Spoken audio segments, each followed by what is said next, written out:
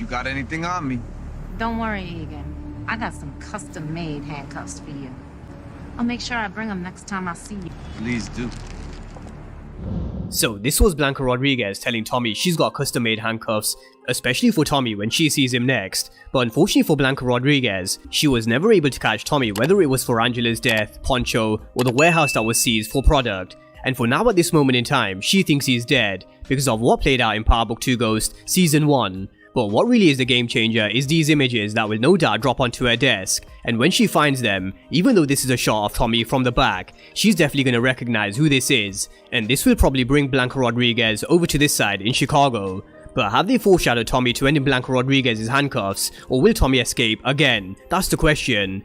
Now, Joseph Sikora did an interview after the season finale of Force, and he was asked, can Tommy remain hidden forever? And he said no. I think like all things, there's gonna have to be an evolution of who Tommy is, how he's known by law enforcement. I think that when law enforcement, as we see in the Power Show, is on these guys' trails, everybody doesn't have the purest interest anyway, so that could be another fun storyline, how close they get, but it definitely is exciting. And he also made reference to corruption at all levels, not just with law enforcement, but we definitely have seen a lot of corruption, especially from Cooper Saxe planting Terry Silver's phone in Ghost's hotel room, as well as Blanca Rodriguez amending Dre's statement. So I really wouldn't be surprised if we see more corruption exactly like this, but I really don't know how Tommy plays this, because at some point he will be found, because he was already on the radar for a number of crimes in New York, which Blanca Rodriguez knew he was responsible for, but could never convict him. But he was also wanted for what Tasha pinned on him in Ghost Season 1, and then he faked his death, which is definitely illegal, and now he's involved with a drug game in Chicago. So Tommy's definitely been busy, and now he's on the radar for law enforcement for more than one reason. So how does it end for Tommy, because he needs to do something to make sure he stays off the radar, which definitely isn't in his hands anymore, and he knows it isn't because he knows he was snapped in these images. And there was also JP calling Kate from New York, but for now he remains a ghost, just like James St. Patrick at the beginning of Power.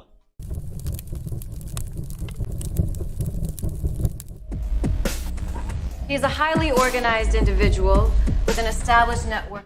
He already knows how to move money through the system, is violent enough to control his territory, but still has something to lose.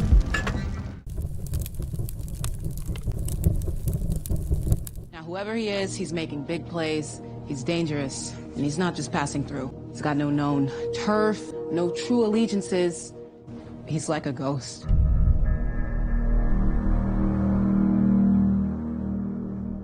So a common theme that we've seen across Force is how Tommy is definitely moving more ghost-like, where he's come away from making decisions based on emotion and anger, but he's now someone who's a lot more strategic. And at the end of Season 1 of Force, this was very similar to the beginning of Power, where Angela Valdez was describing Ghost. We had Officer Kayla, who was describing Tommy as a new player in town who had no known turf, no true allegiances, only answering to himself. But this Ghost is definitely dangerous. But one major difference between James St. Patrick at the beginning of Power and Tommy at this moment in time is, Tommy's supposed to be dead in New York. So I highly anticipate the second season of Force, along with Power Book 2 Ghost Season 3, to have some sort of shift and focus on law enforcement. And they've already started to plant the seeds with Blanca Rodriguez returning at the end of Ghost, spotting Tariq St. Patrick in these images, as well as dropping hints throughout Force with Officer Vargas and Kayla sniffing around the Flynns and the CBI. And now with a crossover with Blanca Rodriguez, Agent Medina and Jenny Sullivan, this is now finally poised for the power worlds to collide.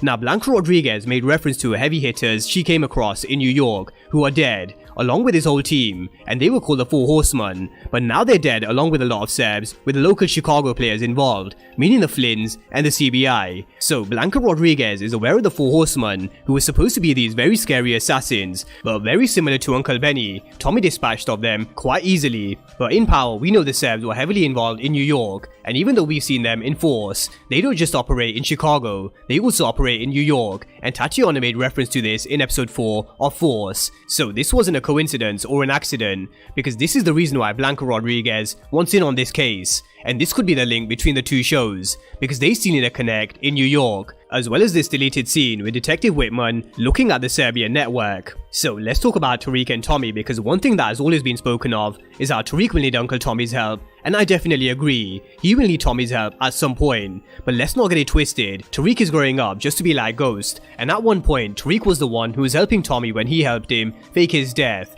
because this was Tariq's plan at the end of Ghost Season 1. So I don't think we should be looking at this in just one direction. With Tariq who will need Uncle Tommy's help, I really do think they'll need each other, because when they realize Blanca Rodriguez is after both of them, they realize they'll have something in common. For Tariq it's the mecha case, but for Tommy it's these images that will pop up at some point on Blanca Rodriguez's desk. So who knows, we may very well see Tommy calling Tariq, or possibly Tariq calling Tommy to warn him. So where this crossover began in Ghost Season 1 with Tommy's return, it continued into Season 1 of Force, and I expect the same to happen in Power Book 2 Ghost Season 3. But we need to see what plays out in Season 3 of Ghost. Will these images land on Blanca Rodriguez's desk? Will the Serbians connect to New York? And could we see a call of either Tariq reaching out to Tommy or Tommy reaching out to Tariq? I do think all options are on the table, so let's see how they connect the dots in Season 3 of Ghost. But with the Power universe expanding, let's talk about a theory I ran by my Twitter just before the season finale of Force aired,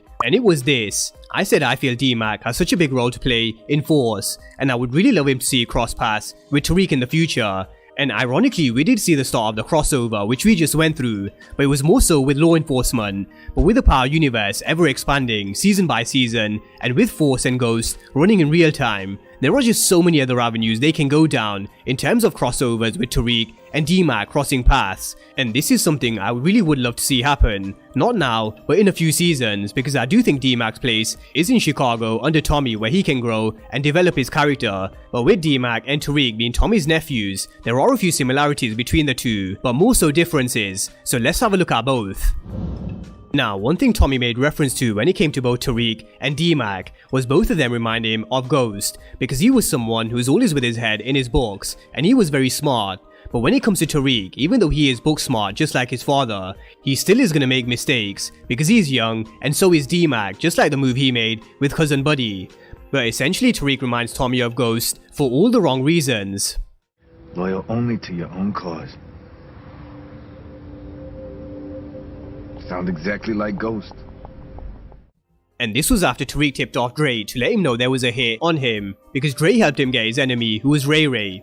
And fast forward to Power Book 2 Ghost, he pulled another maneuver which was very Ghost-like again. Monet pulled up right behind Tommy, just like when Dre pulled up behind him at the end of Season 2 of Power, and this made Tommy say this shit is exactly like Ghost. But bringing it back to Power Book 4 Force, D-Mac is also a mathematical genius, and he made reference to how he couldn't read until he was 6, but he always had a mind for numbers.